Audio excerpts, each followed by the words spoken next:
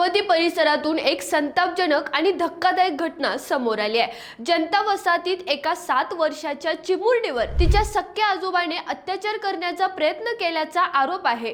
उन्हाळ्याच्या सुट्टीसाठी आजोबांकडे आलेल्या या मुलीवर घरात कोणी नसताना आरोपीने गैरकृत्य करण्याचा प्रयत्न केला, मात्र चिमुरडीने प्रसंगावधान राखत जोरात आरडाओरडा केला आणि इथूनच या घटनेचा उलगडा झाला। शेजारील एका महिलेने घरात डोकावून पाहिलं असता तिला हा भयानक प्रकार दिसला।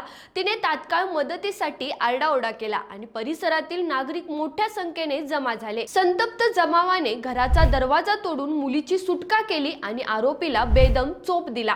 या घटनेच्या निषेधार्थ नागरिकांनी मोर्चा काढत संताप व्यक्त केला असून पोलिसांनी आरोपीला ताब्यात घेतला आहे। पुण्यातील कायदा सुव्यवस्थेवर पुन्हा एकदा प्रश्नचिन्ह निर्माण करणारी ही घटना ठरली आहे। रोकठोक महाराष्ट्राला सबस्क्राइब करा आणि बेल आयकॉनवर क्लिक करायला विसरू नका।